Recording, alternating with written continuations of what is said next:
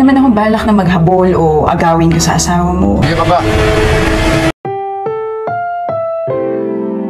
Ang programang ito ay rated SPG. Striktong patnubay at gabay ng magulang ang kailangan. Maaaring may masiselang tema, lengguwahe, karahasan, sexual, horror o droga na hindi angkop sa mga bata.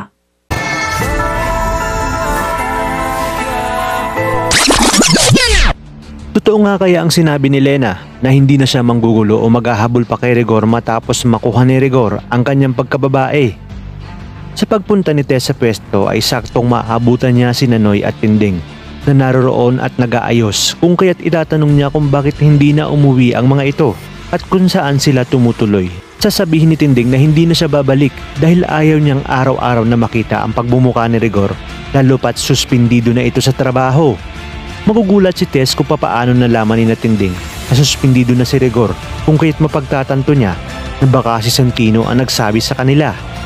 Maya-maya pa ay darating na ang talakerang si Rhoda upang maningil ng upa, kaya dito kukunin ni Marsing ang pagkakataon ng pakiusapan ito upang humingi ng palugit para mabayaran niya ang utang nito sa pagkakasangla ng kanilang bahay.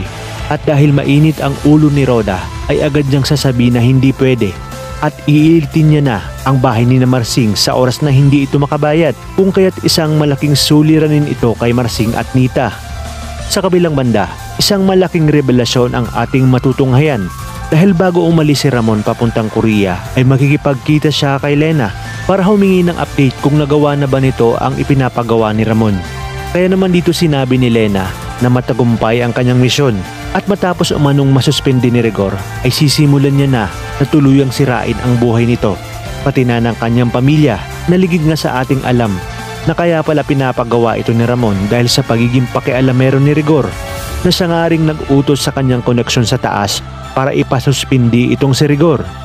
Ngunit papaano na lang pag nalaman ni Ramon na si Tess pala ang asawa ni Rigor na siyang ina ng kanyang napunlaan sa Quiapo, 20 taon na ang nakakalipas.